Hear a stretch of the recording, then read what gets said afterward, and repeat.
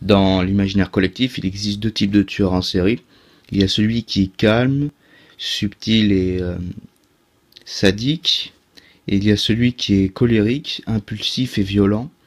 Tommy Linsel fait partie du deuxième stéréotype. Il a été condamné en 1999 à la peine de mort par injection létale pour le meurtre d'une fille de 13 ans. Mais il aurait tué, selon la police, 21 autres personnes, et selon lui, 70.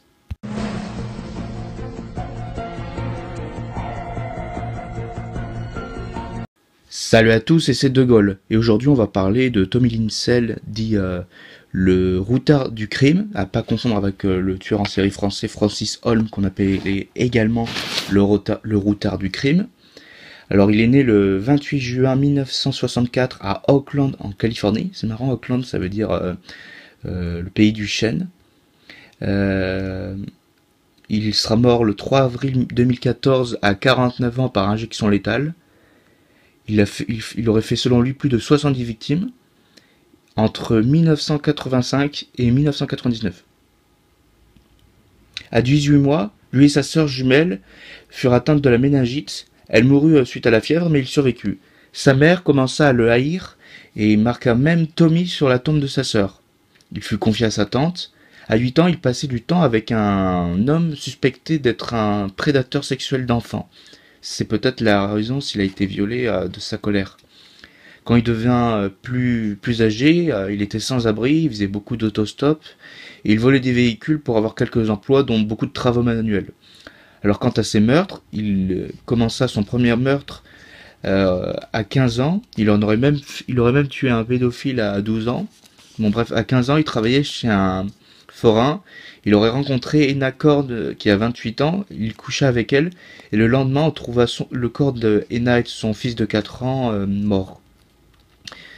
Il a tué des familles entières, parfois même il y a une femme enceinte qui accoucha suite à l'angoisse et il fracassa le crâne du bébé. Il disait de toute façon c'est pas grave si je tue des enfants, maintenant ils sont dans un monde meilleur. Alors beaucoup de gens qui commettent des meurtres se justifient pour des raisons religieuses, c'est le cas par exemple des spree killers qui disent ça au nom de l'islam. Bon bref, le 31 décembre 1999, il poignarda 16 fois Kyle Aîné, dit Cathy Harris, qui avait 13 ans, et la tua, et il trancha la gorge de Crystal Sorrell, 10 ans, qui survécut et fit un croquis de lui pour la police. Il fut arrêté par les forces de l'ordre grâce au croquis, et le 3 avril 2014, il mourut d'injection létale. Voilà. Bref, au revoir à tous, c'était De Gaulle, j'espère que cet épisode vous aura plu. C'était un petit peu court, mais bon, par rapport à mes recherches, j'ai pas eu grand chose à faire. Et juste une petite anecdote, j'ai vu un entretien de lui avec Stéphane Bourgoin, et apparemment il avait l'air assez tourmenté vers la fin de sa vie, non pas pour la peine de mort, mais pour les morts qu'il a fait, même si jamais il a dit qu'il regrettait ce qu'il faisait. Voilà. Et également, je vous conseille de voir l'histoire de Beth Thomas.